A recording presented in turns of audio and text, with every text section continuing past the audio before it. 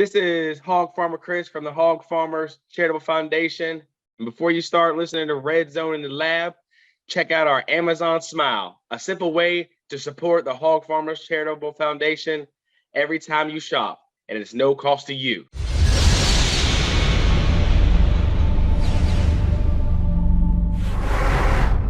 We're back! Welcome back to Red Zone in the Lab with Deuce. Welcome back. This is season 3 of Red Zone in the Lab podcast. We are going to be discussing entrepreneurship, education, Black history, health, movies, family, and of course, sports. Please follow, subscribe to our YouTube channel, our Twitter, and our Instagram and Facebook, and also website www.redzoneinthelab.com. Welcome back. This is Red Zone in the Lab podcast. I am Dion Deuce Blackman, and today we have our guest who's entering the lab for the first time, Twan Diggy, Twitter Spaces contributor. What's going on, man? How you doing? Thank you for having me. Doing all right. Good, man. Appreciate you for coming on, man. We're going to talk a little bit of Commanders, man. Let's get in first a little bit about Twan, man. Where you from, man? I am from Upper Marlboro, Maryland. Raised. Born in D.C., but spent most of my life in Upper Marlboro, and then end up moving to Anne Arundel County. Married now, going on 5 years. Got 3 kids. Congratulations, man. Thank you. Trying to be an adult. That's like a kid every year, man. Yeah.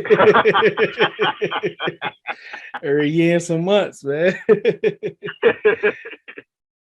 Yeah, man. Congratulations, man. How long you been I'm gonna say Washington franchise fan because we even had 3-4 names. So how long you been a fan, man? I've been as long as I can remember, at least since I was a kid.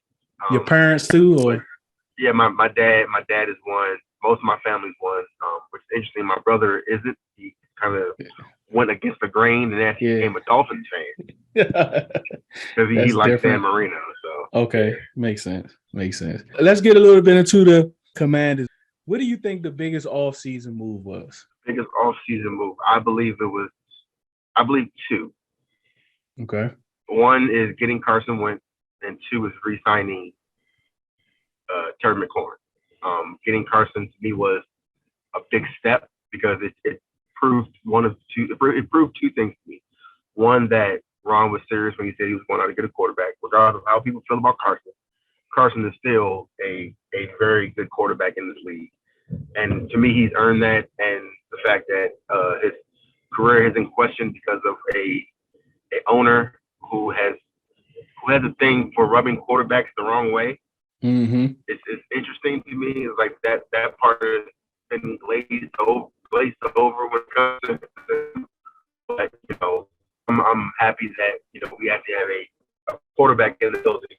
And I believe this offense is going to take off, and then re-signing Terry, who is the face of the franchise, but one of the faces of the franchise, and just an all-around good person. What I've seen, and it was just good to for one, the players to see, and 2, the fans to see that they want to keep one of their own that's actually a good player and a good person, and just having him earn, he's already earned it, but him earning his contract, that's well deserved, and also very, very good for the franchise.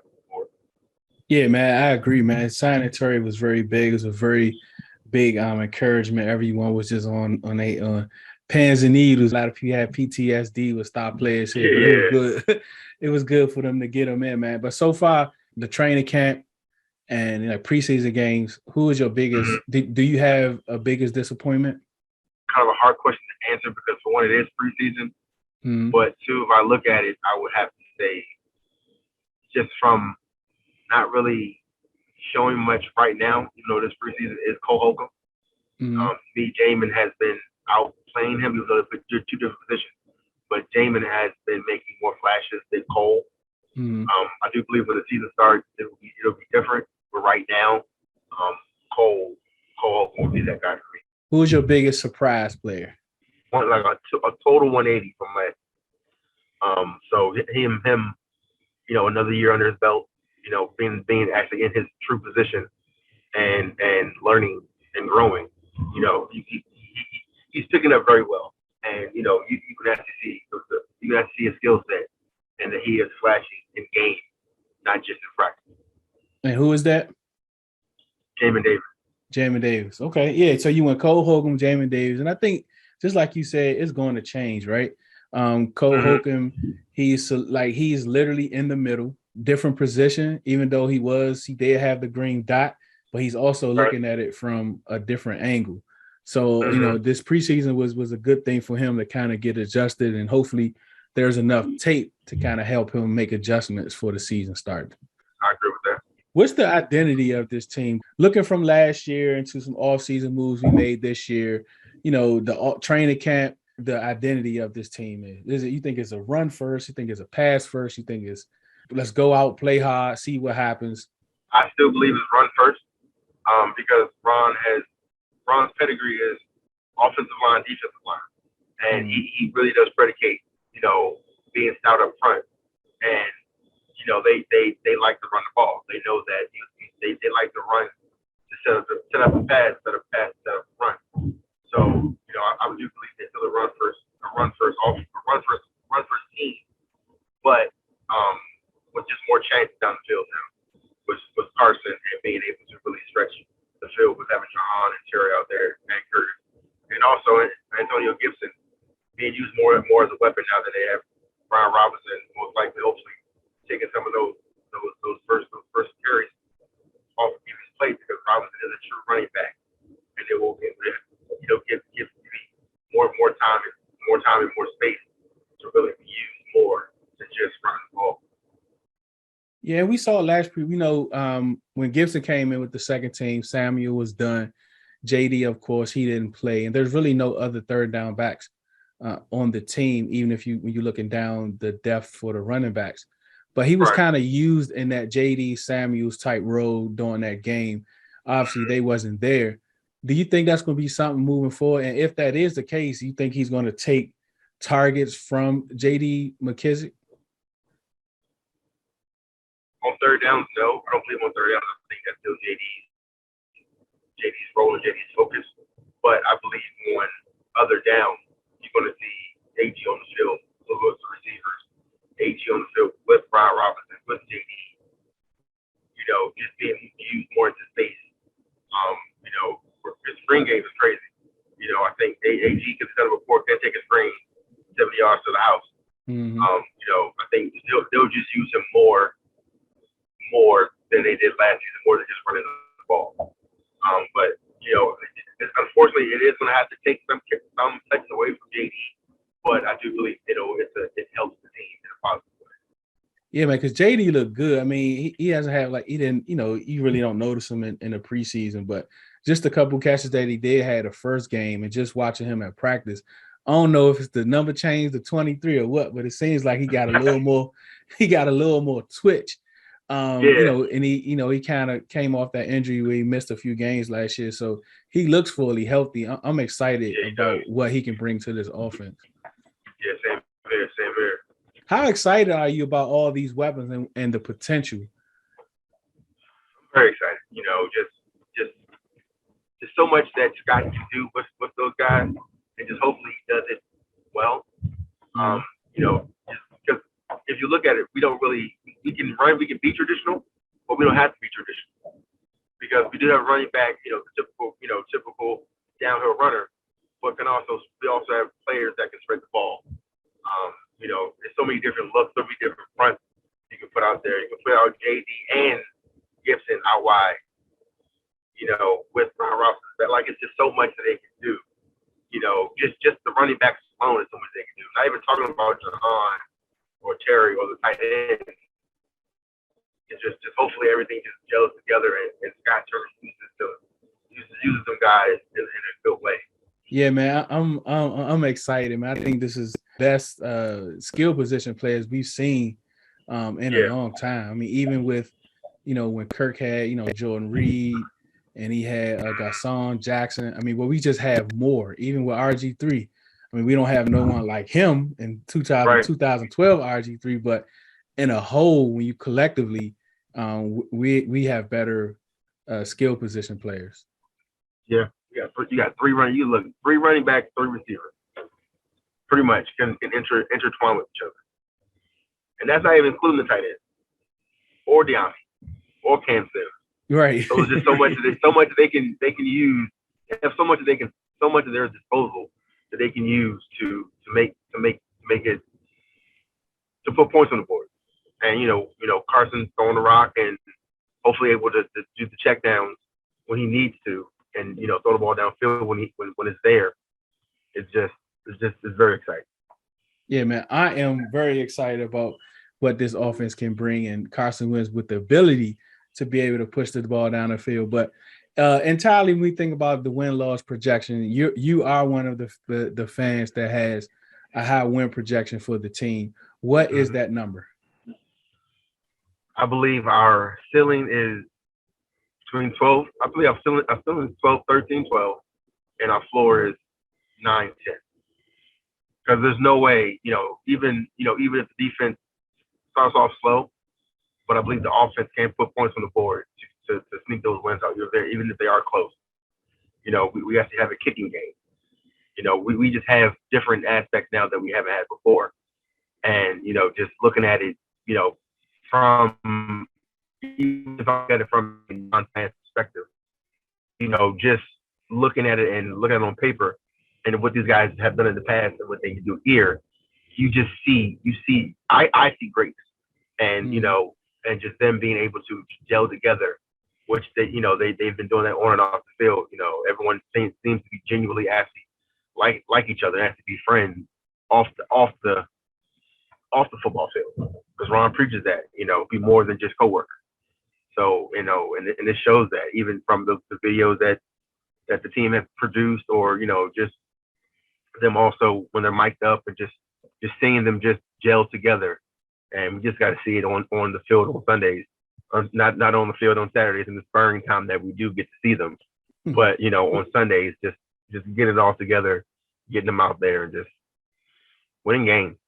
Yeah, I know they want to win. I know they want to win. I know, because you can tell since a lot of them are tired of the BS they've been put through and being scrutinized for, that some of them don't have anything to do with them, and then also them being scrutinized and getting things in DMs from fans about things, and they're just tired of it, and they want to prove that they can win.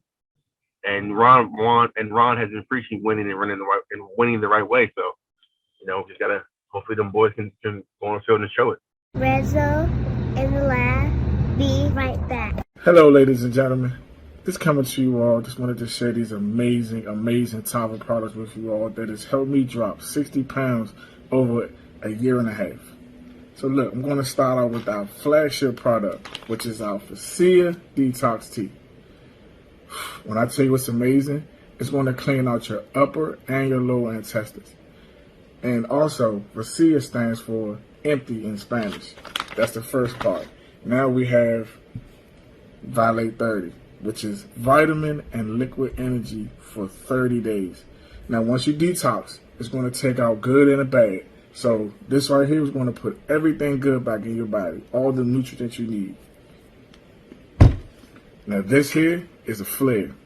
The flare will definitely get you there. It has no caffeines, no sugars. You will not have jitters. It's all natural, and it gives you great energy. Last but not least, we have our CBD infused coffee, Caprice. Colombian blend. It helps keep you calm. Does not have any caffeines or sugars. It's all natural. Chaga mushrooms and Garcinia gambodia, which is good for memory. So if you want to try any of these amazing products, all you have to do is reach out to me. You can reach me on Facebook at Van Thomas or Instagram at Van_the Detox Man. If you want to reach out, just hit me. I'll gladly get back to you. Peace. Welcome back to Red Zone in the lab with Deuce. What do you expect? I know Ron said they're going to play very limited. The word very means to me that they might just dress up, right? I think that's what they're gonna do. Yeah. But I would, I'm not one of the ones that say, I think they need to get some work. They do need to get some work, but this is not the place to do it. I guess they just got to try to get some work in and practice and in the game day, hopefully the first quarter they could kind of, fill themselves out and, maybe the first half against Jacksonville, make adjustments and move forward. But as tomorrow, Saturday, what are you looking forward to see from the backups? Honestly, the same thing from the start is just consistency. Getting off the field on defense, getting off the field on third down, offense picking up third down, getting touchdowns over field goals. Just showing that they're learning and growing and progressing in their learning process. Especially saying how the rookies, because I'm sure the rookies are going to play. Maybe not Jahan, but I'm sure the rookies are going to play. Even if it's very, very small sample size, but just seeing that the game has slowed down for him. Because Ron said that about some of the guys. He can tell the first game that it was a little bit fast for them, which I can tell too. And that second game is kind of slowed down. So just using this game to have the game further slow them down, slow the game down for them. So everything is in front of them, and then it's not all over the place in their head. Just consistency. What players are you maybe 3 players? What players are you looking for that you are looking out for this weekend, possibly to make a roster spot or to move up the depth chart? Sam Howell, okay. even though his roster spot's already, I'm looking at Sam Howell to see how he's progressing. Dax Mill, and on defense, even though I think the corners and safeties are pretty solidified, but Danny Johnson and Corn Elder. Yeah. Is Corn Elder still hurt though? I know he got a concussion last week. No, I believe they said he was back out there. Okay. Cool. Yeah, just those two for that last. It might not be the last cornerback spot, but one of the last 2 quarterback spots. Because I do believe the other 4 spots are pretty set, but just between Danny Johnson and Corn Elder. Yeah, it's kind of depending when they'll how many they'll keep. I'm kind of interested in them too, because Corn Elder made a great play in that first game. I believe it was the first game. That was a good play. Then he got hurt. Well, he got the concussion against Kansas City, but Danny Johnson been chasing everybody, right? He's been behind everybody. So that's taking on him quite a bit. That's very discouraging. So hopefully he can have a good game against these number 2s and number 3s, because that's what they're looking from him to be a reserve piece. So he need to be able to prove that he can at least stick with the second and third stringers. That if he want any play with the ones. Are you concerned at all about the tight end position? Because I know Cole is hurt, Hodges, he might not make the team. I know Logan is, he's back activated. How are you concerned at all? What do you think about the tight end room? No, because I believe if it was game time, that more than likely one of them 2 will play, Cole or Bates. But I'm not, because for one, I do believe that since we now have a head trainer in Al Bellamy, he's gonna get some guys right. And the way that the tight ends have been playing, they've been doing good. Just having with Hodges in there. And now I want to see how this new guy that gets picked up, that was with the Rams last season, see how he does in the game on Saturday. Because he's an actual tight end. So that, he's trying to push that 4th spot too. Yeah, and he played pretty good again. He played pretty good the game he played with the Rams last year. They like 5 catches, 76 yards, something like that. So they're trying to make moves to at least solidify the back end of the tight end position.